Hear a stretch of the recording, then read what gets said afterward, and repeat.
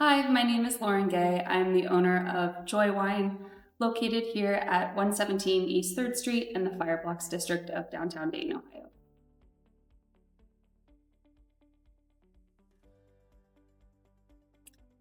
I decided to start Joy Wine in Dayton, Ohio because it feels like this is my town and these are my people. I am born and raised in Dayton, and I left after high school and didn't come back until 2019. I considered starting something similar in California, and the thought was really scary to me, actually. Where do I go for help? What are the resources? What community is the best place to open a business? Where do I find my inventory? All of these questions just were everything just felt like a bigger hurdle or way more difficult. Whereas here, I had all these connections, I had all these networks, I had people that I knew I could fall back on. And it just felt easier in some ways.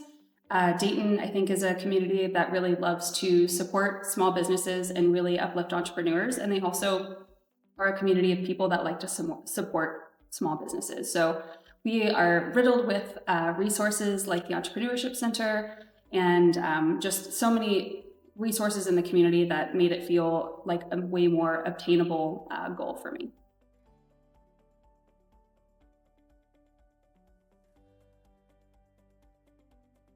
What people feel is the most important thing to me when folks walk into Joy Wine. Every little detail about the color and the music and the lighting and the ambiance is way more important than the product that we actually sell, because we don't sell wine, we don't sell food, we sell an experience, we sell a feeling. So what I want people to feel while they're here is relaxed and at ease. And there's a lot of design elements that inspired me when building this brand. You'll notice when you're here in the space that there's no harsh angles. Even the walkways, the door frames, everything is kind of curved. When you walk in through the front door, there's this huge circular cutout, and the murals have this recurring theme of circles and ovals and arches.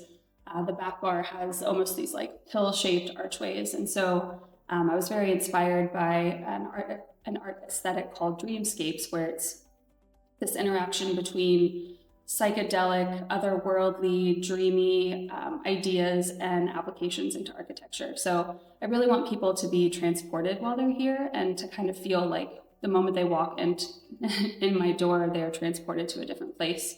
I think the reason why people go to bars and restaurants is for a few hours of escapism from their normal life. We can't always afford to go on vacation all the time, but if you can afford to go to a bar for a few hours, you can maybe forget your worries for a little bit.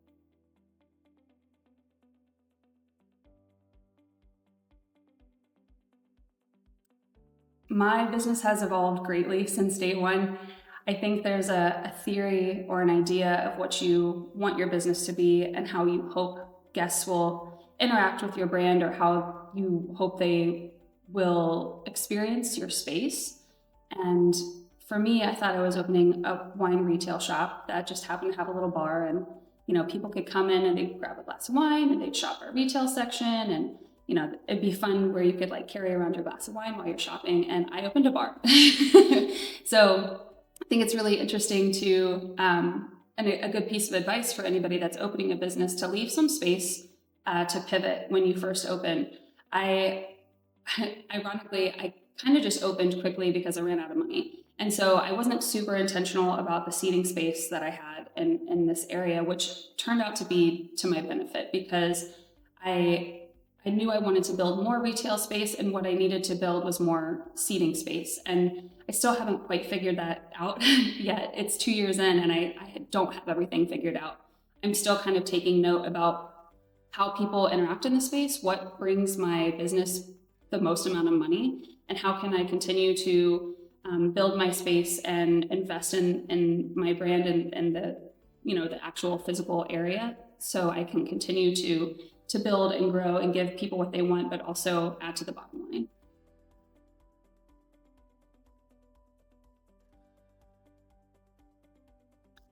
I think there are many common misconceptions that people have about the hospitality industry. One is that it's fun. And I know that sounds really lame to say, but I think that people have this idea that, as bartenders, we come to work and it's like, oh, we're just hanging out, we're mixing drinks, we're pouring wine, we're talking to people, we're having fun. And like at the end of the day, we're just like, we go home and it's just, we've had a nice day. It is stressful. It is physically taxing. It's emotionally taxing. Everybody tells us all of their burdens. It's very heavy. Like I go home and I am emotionally exhausted, sometimes to the point where I can't talk to my fiance. You stand on your feet sometimes for 7, 8, 9, 10 hours.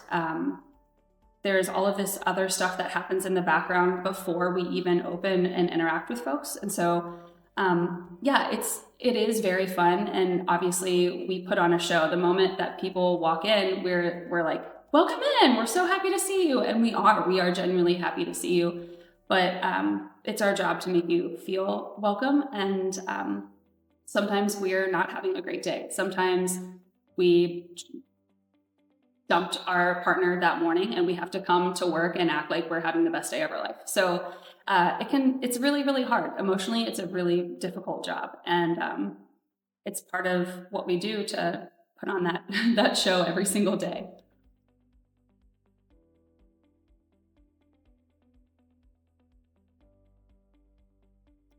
So what pieces of advice do I have to local entrepreneurs? My number one piece of advice is always to seek out the resources that we have in our community.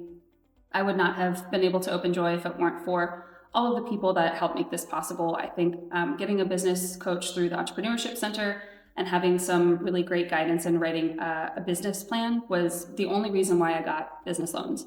And without the money, you can't open the business. So the number one most important thing is seeking out those resources. Number two is to make sure you really want to own a business, because I think a lot of people think it's all the glitz and the glamour, but it is really, really, really tough. Like, it's really hard. I've managed other people's businesses. I've started other people's businesses, and you get this high and this rush and you're like, oh my gosh, I can do this. It is not the same owning your own business. The level of stress and anxiety. I wake up every single morning and I'm like, what happens if it doesn't work? And even, friends that are business owners and entrepreneurs that are highly, highly successful. Even friends and business owners that are highly successful have told me the same thing. I don't think that anxiety ever goes away. So just make sure that you're doing it for the right reasons. It's not just about the image for you. It's actually about the right challenge.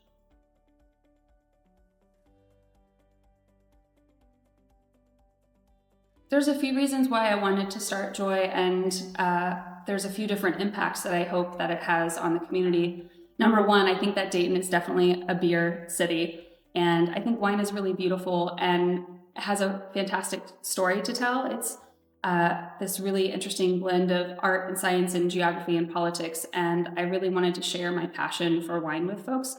And so that's the product that I'm selling, but it's beyond a product, it's also a story. And I love sharing that passion with people, but way more than that, I wanted to build a place of community and that kind of third place where people can find solace outside of work and home, and they can have this place where they know it's their cheers. They can walk in and they have their seat and they know that their friends are going to be there. And 2 years in, it actually has become that. And there are folks that come here that have found their friends, and they are friends outside of here, and they do potlucks at each other's homes and do Christmas together. And seeing that come to fruition has really made my heart happy, and it's made Joy a success for me.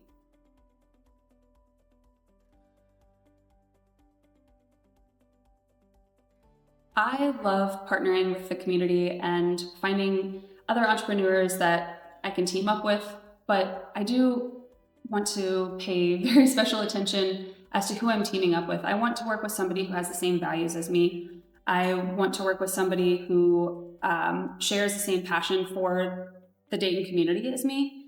I think that, like I said previously, Dayton really loves to support Dayton, and there's a lot of wonderful folks out there that I have teamed up with in the past, and hopefully I will team up with in the future. And there's a lot of kind of cross-pollination that can come from that.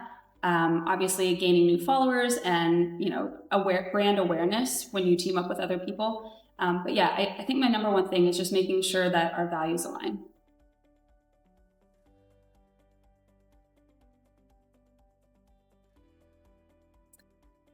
I have very lofty goals for Joy Wine, and we're in year 2, and so year 7, I will have my loans paid off, which will be fantastic. And this past year, I started a new LLC that's just a little seed of an idea called Vine Voyage, and it is a wine travel and tourism company that I want to be an offset of Joy, where anybody that's interested in wine that wants to actually learn about these grapes and these wines and these producers actually up close and personal in the place where they come from can sign up for maybe like a 5 to 10 day trip where we explore those together in a very small group. And so I've taken the first step to make that happen, and I'm hoping within 5 years that is a fully functional arm of Joy Wine.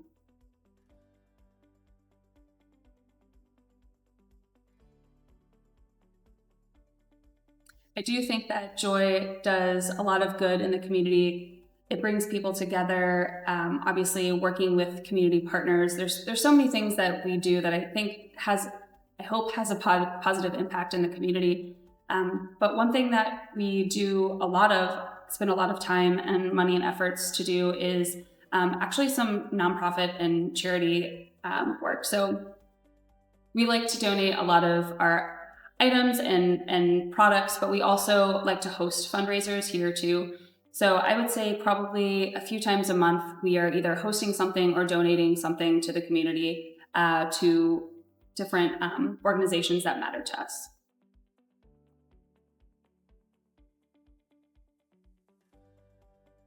So obviously I love wine, but my first true love is music.